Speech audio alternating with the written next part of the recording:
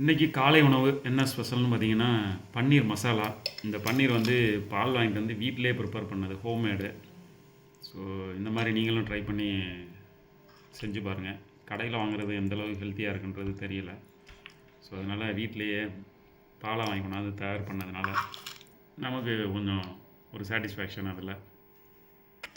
அடுத்து கருப்பு கவுனி கஞ்சி.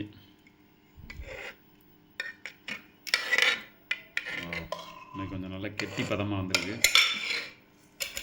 ஆவி பறக்குது. அடுத்து சைடிஷ் வந்து பார்த்திங்கன்னா அவிச்ச முட்டை. இன்னைக்கு வந்து 2 முட்டை அவிச்ச முட்டை. அது கூட வந்து ஒரு ஃபிஷ்ஷு, குழம்பு வச்ச ஃபிஷ்ஷு. இதுதான் இன்றைக்கி வந்து காலை உணவு.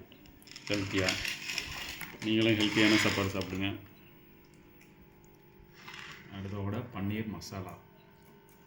தேங்க்யூ ஃபார் வாட்சிங்.